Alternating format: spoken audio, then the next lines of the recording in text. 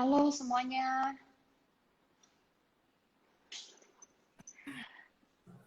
Bismillah. Halo, halo Mbak Dian, apa kabar? Halo Mbak Linda, aku kabarnya baik, Alhamdulillah. Mbak Linda gimana kabar?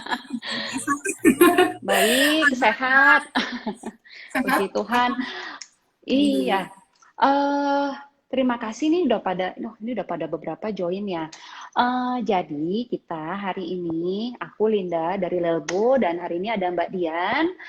Kita bakal ngobrol-ngobrol tentang obat-obatan, kemudian tentang vitamin dan juga perawatan kulit untuk bumil dan busui. Nah, jadi kan kita kan juga banyak yang bingung ya Mbak. Kayak aku pribadi tuh pas aku lagi hamil juga aku bingung nih sebenarnya kayak aduh deodoran apa sih yang sebenarnya bagus bisa aku pakai kayak skincare apa yang aku aman ya pakainya yang tanpa mengganggu janin aku gitu loh. Dan kebawa sampai sekarang nih kayak sekarang kan aku masih nyusuin kan kayak minum obat kayak lagi sakit masuk angin pun mau minum obat pun takut gitu loh kayak baca-baca aduh ini nggak boleh buat menyusui dan kadang kan kalau sakit sakit kayak sakit kepala bentar doang aduh kayaknya perlu kayak nggak perlu deh sampai gue ke dokter gitu kan sayang juga kan biaya konsulnya tapi bingung juga gitu kan. Nah jadi sebenarnya kayak kita kan juga ada kebutuhan ya tapi kita juga bingung sebenarnya apa yang masih boleh buat kita konsumsi sama enggak gitu loh. Nah, jadi mungkin nanti di sini Mbak Dian bisa bantu sharing juga ya ke kita ya. Nah, sebelum kita mulai, Mbak Dian boleh perkenalkan diri dulu gitu. Nah, aku Oke. kenal Mbak Dian ini sebenarnya Mbak Dian ini kan dari Menggendong ya. Jadi aku baru Hmm. tahu juga nih sebenarnya kalau Mbak Dian tuh certified apoteker gitu. Boleh dijelasin dulu nggak Mbak Dian kapan ngambil sertifikasi ini gitu. Terus kenapa pengen ambil? Halo semuanya, halo Mbak Linda. Perkenalkan, nama aku Dian, Erunisa Sodik, biasa dipanggil Dian. Ya, memang aku di Instagram atau di media sosial lebih sering ngomongin tentang menggendong, karena lebih aktif di komunitas menggendong. Background Iya. pendidikan aku memang farmasi, S1-nya farmasi di Mm-mm. Unpad. Lalu melanjutkan profesi apoteker di Unpad itu tahun berapa ya? Tahun 2012 kalau nggak salah. Ya, tahun Mm-mm. 2012. Dari situ aku pernah kerja di suatu perusahaan farmasi. Seperti itu. Jadi memang basic eh, pendidikan aku di farmasi. Lalu kenapa aku tertarik di dunia menggendong? Karena dalam keseharian aku memegang sebuah apotek di Bandung, aku tuh perlu membawa anak-anakku. Jadi dua-duanya aku bawa. Jadi saat itu aku bingung harus gimana nih bawa anaknya nih gitu kan. Nah, akhirnya kenalah dunia menggendong. Mulai sebenarnya kan anak pertama, lalu mulai mengeksplor lagi di anak kedua, mulai nyaman kan menggunakan woven wrap dan lain-lain. Sehingga jadi aku kerja sambil ngegendong anakku yang pertama, gendong anakku yang kedua sambil sambil gandeng anakku gitu kok. Jadi itu kenapa Mm-mm. alasan aku, background aku farmasi, tapi malah juga ngambil si konsultan menggendong, gitu. Oh. Wah, terima kasih sharingnya, Mbak Dian. Nah, ini kita akan mulai mungkin pertama dari yang basic-basic dulu ya, Mbak Dian ya. Vitamin apa aja sih, Mbak Dian, yang sebenarnya wajib dikonsumsi sama bumil sama busui nih, Mbak Dian? Hmm. Sebelumnya kan kita mau bahas tentang vitamin dan obat. Kita harus beda, Yes. vitamin Oh, dan obat itu kategori yang berbeda loh Mbak. Jadi mm-mm-mm. itu adalah sesuatu yang kita konsumsi untuk mencegah suatu penyakit, sedangkan Mm-mm. obat itu adalah sesuatu yang kita konsumsi untuk membantu penyembuhan dari suatu penyakit. Sehingga Mm-mm. ya bahasanya jadi akan berbeda nanti kalau misalnya kita ngomongin obat dan vitamin. Nah, Mm-mm.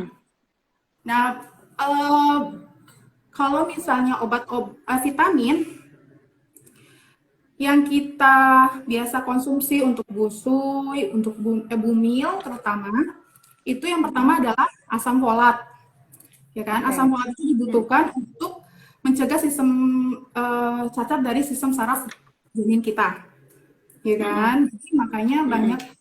kalau saya di apotek itu sering ada resep-resep asam folat gitu. Kemudian vitamin-vitamin pun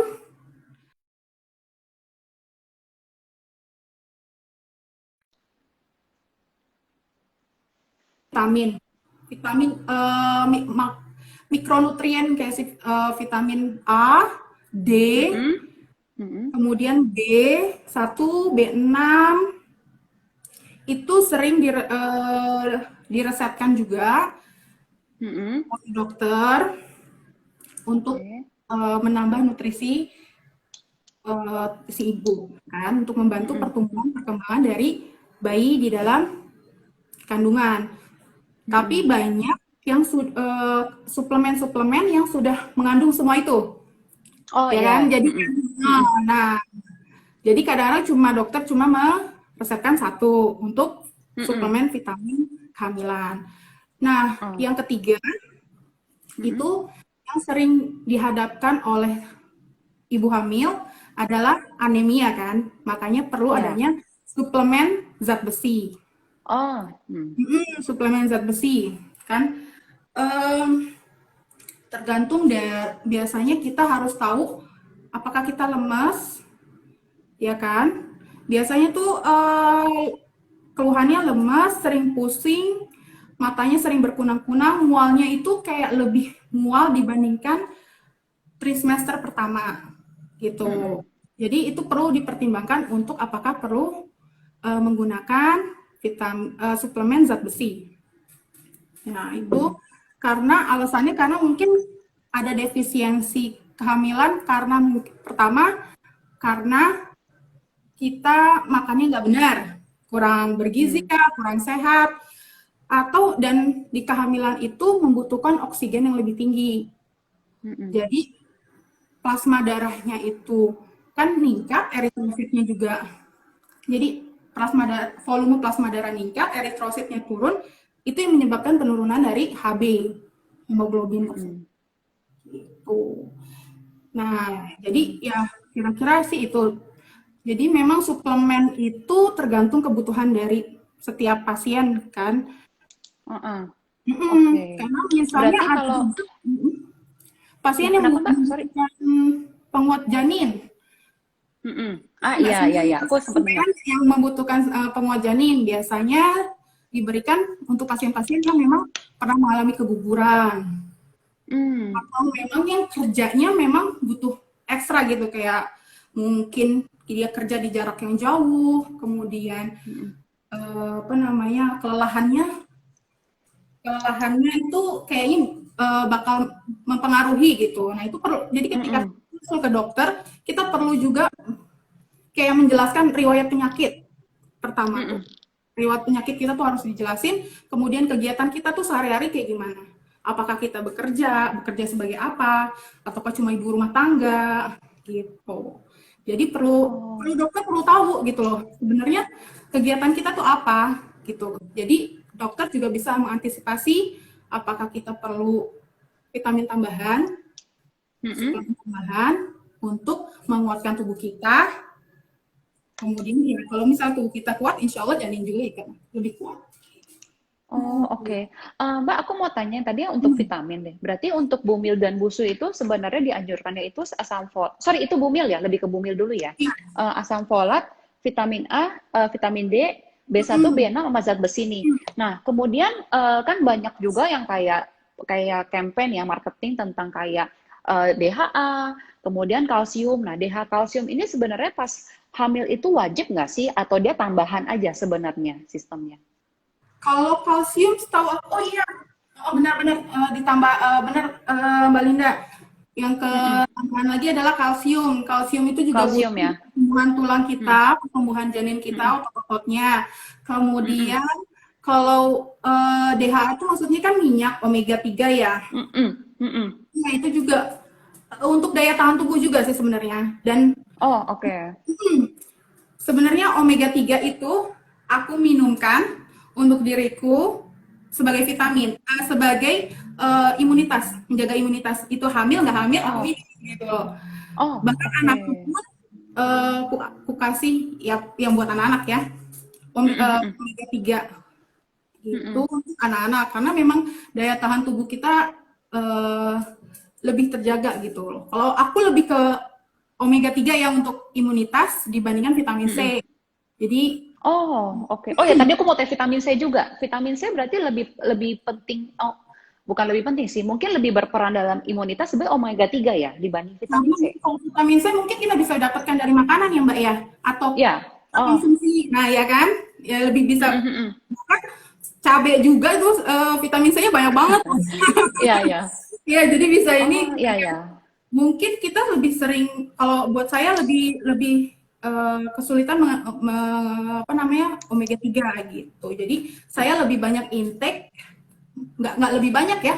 Maksudnya saya memilih intake suplemen omega 3 daripada vitamin C gitu maksudnya. Apalagi kalau misalnya udah drop badannya itu lebih Mm-mm. saya jadi double intake pagi dan biasanya cuma pagi. Biasanya pagi dan sore saya suka pakai gitu. Mm-mm. Sama yang terakhir itu probiotik kalau misalnya teman-teman concern sama saluran cerna karena Mm-mm. semua penyakit itu sebenarnya dari saluran cerna gitu loh. Kalau misalnya Iya, iya. jadi kalau saya ke sana sih sebenarnya dua itu aja. Yang kalau Oh. kebutuhan imunitas adalah probiotik omega 3. Nah, kebutuhan tambahannya itu asam folat. Nah, asam folat, vitamin dan lain-lain itu biasanya sudah ada dalam satu suplemen loh, Mbak. Mm-mm, mm-mm. Iya, aku juga minum sih yang udah all in semuanya sih. Jadi kita nggak perlu tambah-tambahan lagi. Mm-mm. Yang sering aku perhatikan di apotek tuh bidan-bidan di akhir-akhir trimester ketiga banyak meresepkan vitamin B1, B6, B1. Mm-mm. Oh, Tuh, oke. tuh biasanya untuk menguatkan kita ya supaya nggak drop ya ketika Mm-mm, trimester mm-mm. ketiga kan mau melahirkan gitu. Oh, oke. Saya Wah, mencoba ini menganalisasi resep-resep ya. iya. Oh, oke. Nah, ini kan untuk yang bumil ya, Mbak Dian. Kalau untuk yang busui gimana? Sama nggak atau ada perbedaan vitaminnya? Busui itu sebenarnya kalau kita mau melanjutkan pakai asam folat itu bagus juga loh Mbak. Oh, oke. Asam folat kita lanjutkan aja sampai kita selesai menyusui, ya kan? Mm-mm. Oh, mm-mm, mm-mm. Oh, oke. Berarti kurang lebih sebenarnya sama ya. Dan aku pernah baca vitamin A itu bagus untuk busui, untuk memperbanyak asinya. Jadi bukan Oh, memperbanyak ya, oke. melancarkan asinya. Oh, oke. Memperlancar ASI ya. Kemudian Oh. suplemen katuk juga kan, katuk itu sudah dibuktikan bahwa dapat membantu ASI, melancarkan ASI. Kita kalau Mm-mm. emang punya daun katuk, ya Mm-mm. silakan direbus kan gitu kan enaknya Iya, biar. aku masak sih dulu. Dimasak dulu daun katuknya. Oh, oke oke. Kalau untuk vitamin sudah clear sih, sudah jelas. Nah, ini Mhm. sekarang kita masuk ke obat ya Mbak Dian ya, kalau untuk Mhm. Bumil Busui ya. Mhm. Mm. Soal tadi aku sempat share dikit sih di story gitu kan, karena jadi kan aku tuh pas lagi aku belum hamil, itu Mhm. kan aku ada minum obat, tapi ternyata itu Mhm. obat-obat keras. Nah, Mhm. jadi di saat itu ya, jadi sebenarnya aku lagi mikir juga sih. Untungnya saat itu ternyata aku nggak hamil ya pas itu ya. Jadi pas itu aku datang bulan, tapi aku langsung mikir, wah ini sebenarnya untuk yang orang yang sudah menikah atau yang mungkin lagi program hamil pun sebenarnya kalau minum apapun harus sangat ekstra hati-hati ya, karena misalnya nih kita kan nggak tahu ya namanya mungkin hamil atau apa, tapi apa yang kita minum kan bisa mempengaruhi kan. Jadi ya kayak misalkan yang bibirnya sumbing atau apa kan, kalau aku baca ya itu kan karena saat kita hamil itu kita ada sempat mengkonsumsi beberapa zat yang akhirnya mempengaruhi janin gitu loh. Nah jadinya aku juga pengen pengen pengen tahu juga sih Mbak. Jadi mungkin kayak biar follower Lilbo juga tahu kan sebenarnya obat apa sih yang sebenarnya aman kalau kita konsumsi, kemudian yang nggak boleh yang seperti apa gitu. Banyak orang yang akhirnya beralih ke herbal kan. Ya udah Mhm. deh herbal aja, kayak apa ya jahe atau yang mungkin yang kayak madu, lemon gitu kan. Nah itu sebenarnya aman nggak ya? Atau tetap harus kita perhatikan juga gitu, nggak semuanya aman buat kita. Nah itu mungkin boleh di-share juga Mbak Dian. Kita sharing aja ya Mbak ya. Ya. Jadi memang kan kenapa kita perlu waspada dan tepat dalam meminum obat, itu benar Mbak. Benar banget. Kita sehat, kita nggak hamil menyusui, nggak hamil, pokoknya tetap harus kita waspada dan tepat dalam meminum obat. Jadi kita nggak boleh berlebihan dalam minum obat, karena ya pertama, karena tubuh kita tuh pernah punya imunitas tersendiri dan harus tepat diagnosanya gitu loh. Apa memang sesuai sama keluhan kita, diagnosa kita, sehingga yang kita konsumsi itu tidak berlebihan, ginjal kita juga tetap sehat, ya kan? Organ-organ kita juga tetap sehat. Memang itu harus dilakukan, Mbak. Itu harus dilakukan, beneran. Sampai sekarang aku pun juga yang walaupun apoteker, aku tetap memilih untuk kalau kita tidak minum obat itu lebih baik gitu loh. Karena terutama ya, ketika kehamilan itu ada perubahan-perubahan fisiologis dalam tubuh kita nih, gitu.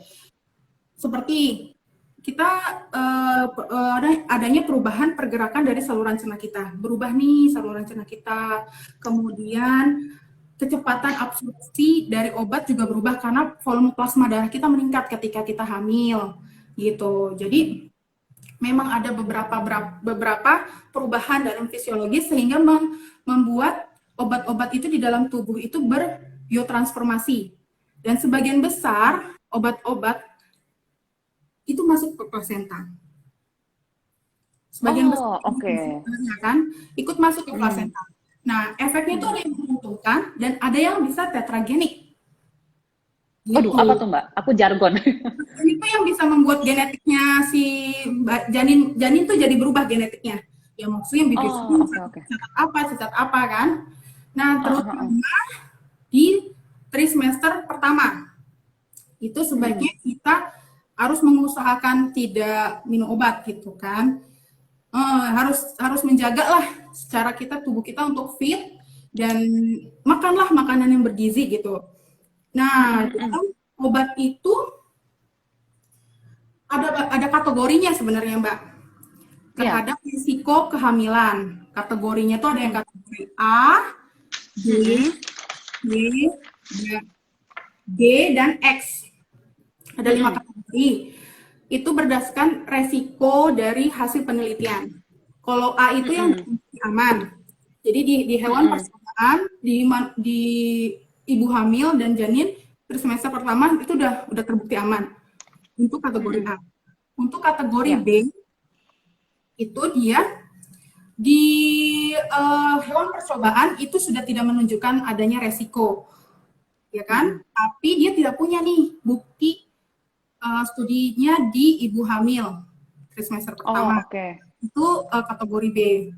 Kategori C itu adalah dia di hewan percobaan ada nih efek muncul nih apa resikonya, tapi dia tidak punya bukti ada atau studi di manusia yang hamil. Nah, yang D ini sudah terbukti apa sih namanya? Dia udah kebukti nih kalau misalnya di manusia ada efek. Tapi semuanya itu dikembalikan kepada dokter. Apakah ketika kita minum itu resiko manfaatnya lebih banyak dibandingkan resikonya? Contohnya kayak misalnya yang kelompok D itu biasanya obat-obat yang penenang, diazepam yang mungkin ibu hamil yang punya kecemasan atau gimana-gimana yang punya riwayat gangguan emosional itu kan juga ada dan itu perlu bisa mengganggu aktivitas dan lain-lain, yaitu atas pertimbangan dokter bisa diminum atau tidak. Kemudian yang kategori X itu yang harus dihindari sama sekali karena dia dibuktikan di manusia ada yang resiko dan di hewan juga ada gitu. Nah itu wah ini berat dan ini semua ada labelnya ya sebenarnya di setiap box kotak obat itu di buku di brosurnya Mbak. di brosur Mm-mm. petunjuknya. Nah, makanya kita suka buka-buka aja. Nah, Ya, ya, ya. nah Harus makanya membaca ya, bunda-bunda. Kadang tuh, iya ah ya udah bacanya langsung beli, kita nggak bosennya baca kayak gitu loh. dibuang aja gitu. Iya, Dan oh itu buang aja udah. ke dokter juga harus dikasih tahu riwayat kita. Misalnya Mm-mm. kita punya hipertensi nih, ketika Uh-uh. ketika hamil, kita kasih tahu ke dokter, Uh-uh. dok saya punya riwayat hipertensi nih. Mm-mm. Apakah yang paling umum kan biasanya amlodipin yang diminum. Mm-mm. Nah, amlodipin itu masuk kategori C. Jadi sebaiknya apa yang perlu dirubah nggak dok? Kategori C apa D gitu. Nah, Mm-mm. setahu saya metil dopa yang biasanya dipakai untuk ibu hamil yang hipertensi gitu. Jadi kita harus kasih tahu juga ke dokter-dokter. Nah, misalnya kita ke dokter gigi nih sakit gigi, juga harus kasih tahu ke dokter giginya, dok saya hamil.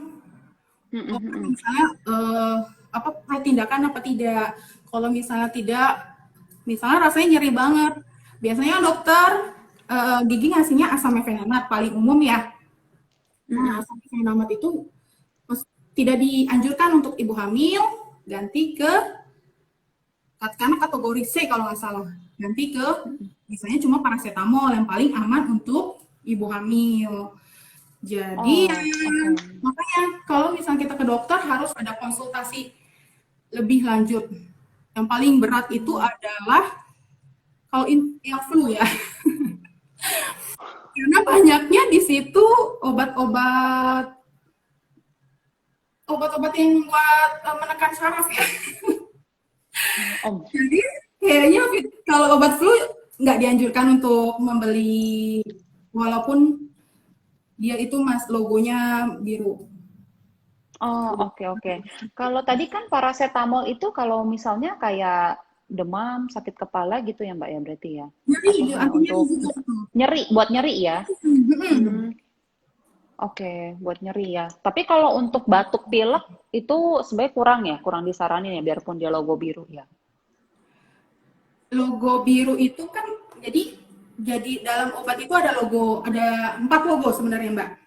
Ah, ah, Dalam ah, ah. obat ya, obat kimia. Mm-mm. Ada logo hijau, Ah, pinggirannya ah. satu logo hijau, pinggirannya hitam. Itu maksudnya Mm-mm. apa namanya obat bebas. Jadi Obat bebas. Bunda Oh, bisa beli tanpa resep dokter. mm-mm. Sedangkan obat biru itu pokoknya biru lingkarannya hitam. Yang Ah, kedua, ah. dia tidak obat bebas terbatas. Kalau Mm-mm. di apotek tuh biasanya di etalase di belakang lah itu obat Mm-mm. biru. Itu boleh sebenarnya tanpa resep dokter, tapi kita juga harus berhati-hati penggunaannya karena biasanya itu ada di obat-obat influenza. Mm-mm. Nah, Oh, kadang-kadang bisa menyebabkan kantuk dan terutama orang-orang yang punya kegiatan menyetir atau gimana itu harus mm-mm. diinfoin kalau itu bisa menyebabkan kantuk. Gitu. Oh, ya, ya, ya. Banyaknya di Oke, obat ini terbatas tuh rasanya yang saya perhatikan banyak di obat-obat influenza. mm, mm, mm. Terus ada simbol Oh, K oh, yang merah ya, itu biasanya itu obat keras, obat mm, harus resep dokter, masuk antibiotik, kemudian psikotropik, kemudian obat-obat lainnya ya, obat-obat mm, dalam. mm. Biasanya juga kita nggak bisa Oh, lihat sih ke apa namanya ke obatnya langsung gitu, karena biasa di belakang di apotek, di belakang. oh, Nah itu ya itu dikontrol kan sesuai resep dokter. Kalau nah terus ada yang namanya bentuknya seperti kayak gini, palang medali mm, merah. Nah itu obat mm, narkotik. Nah obat narkotik itu nggak semua apotek punya obat narkotik karena mm, tertentu ya banyak mm, mm. kimia farma setahu saya yang punya obat narkotik gitu karena Oke. Mm. kita harus melaporkan laporannya tuh kuat banget ke Bepom ke Dinkes untuk narkotik bahkan psikotropik pun kita juga harus ada pelaporan keluar masuknya setiap bulannya gitu.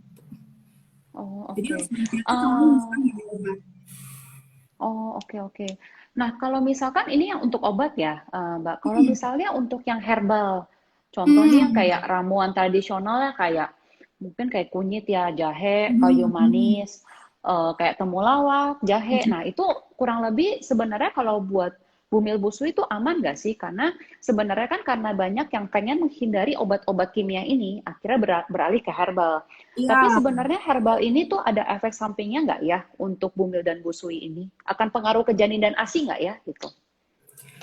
jadi gini Mbak, memang kita karena kita penuh khawatir nih, kita Mm-mm. merasa terus kita beralih nih ke herbal. Mm-mm. Nah, di herbal ini kalau misalnya yang dikhawatirkan kalau misalnya kita beli di apotek nih, obat-obat herbal, atau Mm-mm. enggak kalau nggak ke apotek ke toko obat lah. Sekarang kan, Mm-mm. jadi apotek dan toko obat itu memang berbeda Mbak. Kalau toko obat itu ya memang jual obat bebas aja sama bebas terbatas. Iya. Heeh. Mm-mm. Jadi bisa kan sebenarnya jamu juga dijual di sana gitu. Nah kita harus Mm. waspada nih kalau memilih obat-obat herbal. Jangan sampai, maksudnya apalagi untuk ibu hamil, jangan minum-minum yang bubuk-bubukan gitu. Dia Oh, oke. kalau bisa jangan deh. Kita menghindari jamu-jamu yang tidak bersandar. Sebenarnya jamu juga nggak semuanya bagus kan buat buat ibu hamil. Kenapa? Karena Mm-mm. ada studinya sebenarnya. Ini kita Mm-mm. nggak menstudikan untuk ke ibu hamil ataupun ibu menyusui gitu kan. Kalau yang saya tahu yang banyak studinya itu tentang katuk, terus tentang daun-daun sayur-sayuran untuk busui, ibu Mm-mm. menyusui. Cuma kita kalau misalnya di toko obat, di apotek kita kategori dari obat herbal itu ada 3 tingkatan sebenarnya Mbak. Mm-mm. Jadi ada yang namanya jamu, itu Mm-mm. di logoin seperti pohon. Iya. Oh, pernah lihat. Pernah lihat kan ya kalau di Ya, iklan-iklan pernah, juga pernah, kan pernah. namanya jamu. Nah, Mm-mm. jamu itu datangnya, diciptakannya produknya itu dari empiris. Empiris itu gimana ya? Jadi turun temurun gitu loh. Mm-mm. Resepnya itu turun temurun gitu loh. Paham nggak Mbak? Mm-mm. Jadi memang itu Mm-mm. di resep. Jadi ngikutin eh, apa namanya khasiatnya dari turun temurun. Sedangkan Mm-mm. ada yang kedua namanya obat herbal terbatas. Mm-mm. Dia logonya dia bintang 3 gitu, warna hijau. Itu biasanya ada di Kiranti, Oh. di Diata, Ah. Ya, ya, Diapet, ya. Diapet. Nah, itu maksudnya obat herbal standar. Dia lebih tinggi nih daripada Mm-mm. jamu karena dia udah ada uji preklinik. Jadi di dalam obat itu dan obat herbal tuh ada uji. Kalau herbal nih, pertama kita dari empiris dulu, kemudian ada Mm-mm. preklinik. Preklinik itu kita tahu dosisnya berapa, terus apa namanya toksisitasnya, Mm-mm. terus dosis kronisnya gimana itunya itu sudah di lalu nanti lanjut tunggu dari OHT dulu ya. Nah, di OHT Mm-mm. ini udah dapat nih tingkatan lebih tingginya, dosisnya berapa, dosis toksisitasnya berapa, dosis efektivitasnya berapa. Nah, itu masuk ke OHT, obat herbal Mm-mm. terstandar. Nah, Mm-mm. yang ketiga adalah obat fitofarmaka. Obat herbal itu Mm-mm. fitofarmaka. Dia bentuknya tuh kayak salju, tapi warna Mm-mm. hijau. Itu biasanya ada Mm-mm. di Stimuno, tuh salah satunya produk yang udah fitofarmaka ya. Kayaknya ada lagi deh satu lagi yang baru mau launching tuh dari Kalbe itu apa ya? Lupa saya. Untuk apa namanya imun juga. Mm-mm. Itu dia sudah sampai penelitiannya sudah sampai ke fase klinik. Mm-mm. Klinik itu fase udah ke hewan dan ke manusia, sehingga udah Mm-mm. ada protokol ujinya, ada kriteria ilmiahnya, sehingga bisa dimasuk terstandarnya sudah sampai ke bisa disampaikan sama obat gitu lah ya. Gitu. Udah memenuhi Oh, unsur. oke. Nah, Jadi kemudian untuk yang sorry, kenapa, Mbak? kenapa Mbak nggak sok Mbak? Oh, aku mau tanya ini, berarti untuk yang 3 kategori obat herbal ini, untuk bumil busui itu semuanya aman? Atau ada yang nggak boleh ya? Kalau herbal itu nggak semuanya aman Mbak. Mm, mm, Aku mm. Oke. termasuk orang yang hmm, untuk herbal itu kan kita nggak, terutama jamu kita nggak tahu ya. Nah itu dosis efektivitas, dosis toksisitasnya Mm, mm. secara ini, apalagi jamu empiris doang. Kita nggak tahu loh Oh, kan? kandungannya Mm, mm, apa mm, di mm. situ Karena dari tidak ada formula studinya yang tadi Mbak sampaikan ya? Tidak ada kalau studi yang ke empiris bumil dan itu. busuinya ya? Hmm, Hmm, jadi oke. kita harus jaga tubuh deh Mbak. Kalau misalnya ibu hamil, Mm, mm, kalau busu mungkin lebih aman Mbak ya. mm, Karena mm, mm. memang Oh, sebagian besar lewat ASI, apa ya. namanya obatnya, tapi itu tidak mempengaruhi, nggak terlalu besar pengaruhnya dibandingkan kita di Mm, mm. janin, ya kan? Oh, oke. Mm, mm, mm. Hmm, jadi yang paling perlu diperhatikan adalah ya, ya mungkin kalau misalnya busui itu di 6 bulan pertama kalau misalnya ibu-ibu yang ASI eksklusif kan. Kalau misalnya Mm, 6 mm. bulan ke atas mungkin sudah dicampur dengan makanan, dia Mm, mm. anak bisa lebih kurang nyusunya gitu. Oh, oke, oke. Berarti kalau sebenarnya kalau udah mulai empasi ya, itu kan otomatis kan asupan ASI sudah mulai berkurang ya. Itu akan Hmm, lebih aman lagi ya sebenarnya ya. iya, Hmm, cuma oke, mungkin oke. kalau misalnya kita ke dokter juga harus kasih tahu kalau misalnya kita punya riwayat apa gitu. Hmm, hmm, hmm. Ah, Hmm. ya, ya, ya. Jelas sih. Oh, ini. Halo Kak Parameresti. Nih ada yang join. Eh, oke, ini ada pertanyaan nih, Mbak Dian dari Mbak Desi. Jadi sebenarnya obat-obatan ini nggak ada jaminan akan aman pada bayi dong ya, Mbak? Untuk yang kategori A insya Allah aman. Mm-mm. Kategori B masih bisa kita konsumsi. Mm-mm. Nah, kategori A tuh misalnya paracetamol, zinc, asam folat itu Mm-mm. masuk kategori A. Nah, kalau Mm-mm. kategori B itu antibiotik ya, yang kayak goneng penisilin seperti amoxicillin, kemudian ada cefixim juga, cefadroxil, yang ibuprofen juga masih aman, Oh, metformin, metildopa itu masih masuk ke obat hipertensi, masih masuk kategori B, itu masih bisa kita mm, minum kalau misalnya untuk mm, hipertensi. Kemudian setahu saya metronidazole ya buat mm, lambung untuk mual juga bisa. Kemudian obat mah mm, yang isinya aluminium hidroksida, magnesium hidroksida yang biasa ada di pasaran, yang cair itu kan isinya itu mm, juga bisa kita minum. mm, Gitu. Kalau misalnya ya kembali lagi harus tepat dosis, tepat indikasi. mm, mm. Oh. Dan mungkin kalau ini kan pertanyaan Mbak Desi selanjutnya kan ketika dikonsumsi saat hamil, mungkin ada baiknya juga nanti dikonsultasikan ke obginnya juga ya, Iya, ke dokter kandungannya juga ya Mbak ya. Jadi mungkin kan dia juga tahu ya banyak. kondisi Bunda seperti apa. Mungkin ada kondisi khusus, jadi mungkin bisa diresepin juga gitu ya. Biasanya apa sih? Eh, Sakit kepala kan ya. Sakit kepala biasanya bisa minum mm-mm. paracetamol. Iya, Itu biasanya. Biasanya gitu ya. Kalau lagi hamil kan mungkin ngerasa mual, ya Iya. kayak enak gitu ya. Sakit kepala, sakit mah, gitu kan, Mm-mm. pusing gitu. Kurang lebih sih rata-rata gitu ya. Mm-mm. Kemudian, nah ini kita lanjut nih ke pembahasan yang terakhir nih, Mbak Dian, tentang kulit, perawatan kulit. Nah, jadi banyak ya, maksudnya kalau aku sendiri pun aku ngerasa aku kucel banget sih pas aku hamil sih, karena mau pakai apa-apa nggak berani gitu loh.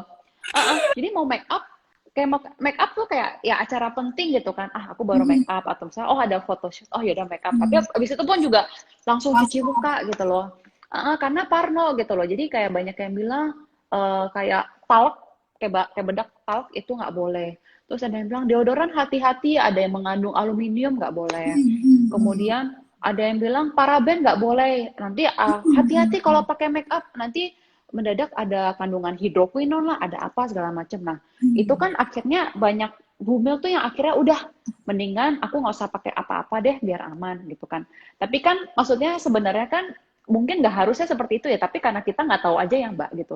Nah, itu kira-kira apa aja sih Mbak sebenarnya yang kita tuh masih boleh sebenarnya. Jadi kayak kosmetik atau skincare ini tuh kalau mengandung ini itu boleh. Nah, yang nggak boleh tuh yang mengandung ini gitu loh. Itu apa aja sih Mbak sebenarnya? Pasti sih hampir semua bumil itu ada yang ngerasain glowing, ada yang ngerasain kucel banget. Bahkan pas Iya. lagi itu eh, ada perubahan-perubahan hormon kan, bisa jerawatan, ada yang jerawatan, ada yang Ah, hitam, menghitam di beberapa aku bagian. hitam. Aku hitam banyak banget. Mbak, setelah Iya, melahirkan, iya, hilang sih. Tapi dekil banget, itu nggak bisa hilang gitu. Aduh. skincare ini aku mungkin bisa ngasih tahu yang hal-hal yang nggak diperbolehkan untuk skincare ya, Ya, terutama dari skincare wajah dulu kan. ya. Mm. Skincare wajah itu yang paling sering kita pakai ya aku ya adalah asam hidroksid. Nah, itu yang harus kita hindari. Pertama, ada asam hidroksid. Mm-mm, Asam hidroksid mm-mm, itu biasa ditemukan dalam skincare, perawatan jerawat, mm-mm, toner, di eksfoliasi mm-mm, kayak BHA itu BHA itu yang paling sering, AHA, mm-mm. asam salisilat, asam glikolat, asam laktat itu sebaiknya dihindari. Ya Oh, kan? oke. Mm-mm. Ini kalau Itu yang apa harus namanya? dihindari ya, oke. Kenapa skincare itu sebaiknya kita hindari? Karena skincare itu pemakaiannya rutin kan ya Mbak ya? Mm-mm, mm-mm, Rutin dan itu dilakukan tiap hari dan itu akan nanti menumpuk, ya kan? mm-mm, Dan belum tentu itu ngefek ke kita. Karena kenapa? Karena mm-mm, hormon kita berubah, mm-mm, ya kan? Hormon kita berubah nih. mm-mm. Yang biasanya pakai merek A itu nggak jerawatan, tapi malah ini jadi jerawatan. Nah, Mm-mm, mm-mm. Nah, itu perlu dibatasin sebenarnya karena pertama itu juga berbahaya karena itu bisa eh, karsinogenik ke kita ke janin. Jadi sebaiknya Oh, dihindari saja untuk exfoliating exfoliating seperti itu. Dan kedua alasannya adalah belum tentu kita ngefek loh ke kita karena ada mm-mm, mm-mm, hormon-hormon yang berubah di dalam tubuh kita. Jadi mm-mm. malah ada jerawatan lebih banyak atau gimana malah kita tambah stres. Itu. Kedua, Oh, produk kedua adalah yang mengandung retinoid. Retinoid itu ya, biasanya kita ya. suka kan kalau misalnya anti penuaan, Iya, skincare itu anti dia. penuaan, Aduh, kerutan sini. itu kan. Untuk Heeh. pori-pori juga kan, yang sini Ya. pori-pori. Ya itu Aduh, jadi itu nggak boleh ya Mbak sebenarnya ya? Aku nggak pakai sih karena. kalau kita mungkin yang menyusui di 1 tahun ke atas, di 6 bulan ke atas mungkin bisa kita gunakan kan, karena kita juga Mm-mm. penggunaannya kita batasin itu malam aja gitu. Kalau aku mau pakai Iya, iya. nah kayak gitu kan malam aja kan, dan itu Heeh, tipis-tipis. heeh. Nah itu Oh, resikonya ke oke. kardiovaskular bayi dan ke bayi cacat lahir di bagian wajahnya. Nauzubillah. Oh, aduh, itu kalau lagi hamil ya berarti ya retinoid nggak boleh ya? Dan ya Wow, oke. ada efeknya dan juga belum tentu efek loh ke kita. Gitu Iya, loh iya, kan, iya. karena perubahan hormon itu. Jadi buat apa kita maksain gitu loh untuk pakai yang belum kita ngefek ke kita. Gitu. Kemudian ya itu yang ketiga yang paraben itu ya Mbak ya. Biasanya tuh Nah, itu paraben emang nggak boleh ya Mbak ya? kayak ada metilparaben. Ini Mm-mm. resikonya ke cancer sih, cancer Hmm. melanoma, kemudian bisa membahayakan ke sistem metabolisme bayi. Hmm. Gitu. Jadi biasanya itu metilparaben, etilparaben, propilparaben. Jadi Hmm. hati-hati penggunaannya kalau misalnya terutama buat ibu hamil ya karena pertama itulah ya udah beresiko, kedua belum tentu kita ngefek loh. Iya. Hmm. Nah, yang keempat petroleum jelly itu baiknya Oh, kita oke. hindari. Biasanya kita suka pakai stretch mark kan? Ya, ya. Apa namanya? Kita anggap seperti minyak. Ah, Nah, ah, ah. nanti aku kasih tahu tipsnya aja lah. Mau kalau misalnya kayak gitu pakai apa? Kita sebenarnya bisa loh pakai minyak kelapa. Mm-mm. Itu gampang banget loh. Buat aja sendiri Iya. beli kelapa parut atau Ah, santan ah. dari kelapa parut yang udah diiin 5 kilo aja. Mm-mm. Diemin aja Iya. di kompor. Dia nanti akan timbul minyak sendiri dan itu Mm-mm. work sih buat stretch mark. Mm-mm. Aku udah Iya. pakai dari anak pertama. Itu. Aku juga loh Mbak. Jadi pas aku hamil kan, aku takut ya. Maksudnya mau pakai ini itu bingung. Jadi ya udah aku akhirnya pakai minyak campur sih. Kadang minyak kelapa, kadang sweet almond oil. Udah. Jadi aku nggak beli yang kayak apa sih yang kayak minyak antiseptik. Aku nggak begitu. Jadi aku pakai tiap hari, setiap kali mandi, mandi kan 2 kali. Aku selalu pakai yang di perut. Itu dan tidak ada stretch mark. Iya kan? Dan itu buat luka Ah, bagus banget. Kalau minyak kelapa iya. itu kita luka-luka, misalnya yang sesar juga, kalau udah agak lama ya, maksudnya kayak 2 bulan, 3 bulan, luka-lukanya itu keloidnya juga bisa lama-lama memudar dengan pakai minyak kelapa. Oh, Kalau aku ya, kalau wah. Ah. um, terus Oh, nih, ini Mbak Desi share minyak zaitun dia juga cobain katanya buat stretch mark. iya, Ya, cuma minyak zaitun nggak enaknya ada baunya ya. Kalau minyak ya, kelapa ya, bisa ada bagus, baunya. baunya wangi. Kalau minyak zaitun kadang tebel juga sih ya. Apa ya? Bukan tebel sih, kayak kental banget kick Itu gitu loh. banget ya. Heeh. Kalau minyak Mm-mm. kelapa itu wanginya enak gitu sih kalau kalau aku buat Uh-uh. sendiri. Iya, Nah, iya. Oh, kalau ibu nih, kita kan suka jerawatan nih, ibu hamil. mm-mm. Ya, Paling aku bisa ngasih ngerekomendasiin obat-obat apa ya? Kayaknya clindamycin ya. kelinda apa Mbak? Aku cuma sambil catat. Clindamycin, clindamycin, Clindamycin, salep clindamycin, salep. total aja Oh, tipis-tipis itu aja. oh. Mm-mm. Clindamycin ya. Oh, oke. Daripada Ini kita berarti buat Bu Siwi boleh ya? asam salisilat dan lain-lain. Oh, oke, oke. Itu masuk Soalnya dari kategori dulu tuh sih kalau asam clindamycin. salisilat terkenal sih buat jerawat ya kalau dari dulu ya. Aku pas Mhm. remaja tuh, maksudnya pas dulu SMA kalau jerawat aku juga pakai asam salisilat biasanya. Jadi pakai Taunya pakai itu. mesin aja Mbak, biar Oh, yang penting jerawatnya kempes aja deh, sembuh dulu. Bukan ngilangin ah, ah, jerawatnya nanti kan nanti itu mah prosesnya kan. Karena pasti ah, ah, lama-lama ah, ah, muncul kan. Yang penting itu ah, jerawat ah. nggak sakit, nggak ngeganggu aktivitas kita. Karena memang kalau udah perih-perih Mm-mm. banget ya Iya. mungkin mengganggu ya Mbak ya. Mm-mm, mm-mm. Oh, oke, oke. Berarti pakai clindamycin aja ya. Wah, ini Mbak Desi udah tulis di bawah. Oke. Clindamycin. Ah, Siap-siap. Aku juga pengen coba nih. Kebetulan lagi ada gel, jerawat juga. ya, gel-gel gitu loh Mbak. Oh, ada gel ya bentuknya ya? Bentuknya Oh, tube-tube oke. gitu atau asam azaleak itu masih Oh, bisa. Tapi jarang asam azaleak yang di apotek tuh setahu aku. oh, I see. Kemudian ini Mbak, aku mau tanya untuk ini deh, kalau sunblock. Sunblock itu sebenarnya kita boleh pakai atau enggak ya? Karena kan maksudnya sinar matahari itu kan juga berbahaya sebenarnya buat kulit. Dan maksudnya kita kan juga nggak di rumah terus kan, kita kan pasti tetap akan ada aktivitas gitu loh. Nah, itu sebenarnya boleh atau enggak ya pakai sunblock itu?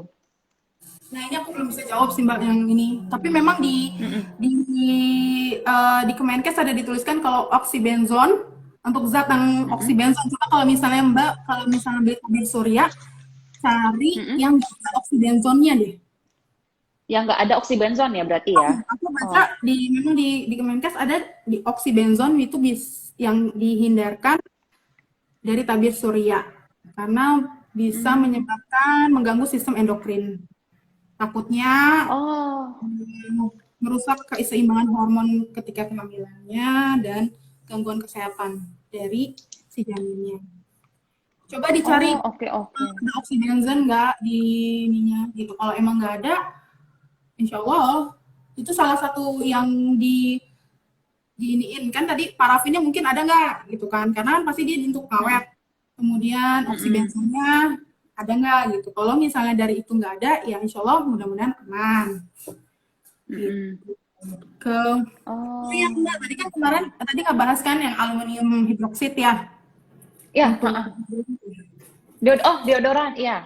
hmm, Oke. sebenarnya deodoran itu sekarang masih banyak yang aluminium hidroksid nggak tahu sih sebenarnya belum di ban ya sama Bepom ya itu sebenarnya udah di penelitian-penelitian udah menyebabkan karsinogenik kan gitu Mm-mm, banyak orang mm-mm. yang udah beralih ke soda kue apa sih nama Soda bahasa kue. Inggrisnya Oh, baking soda ya?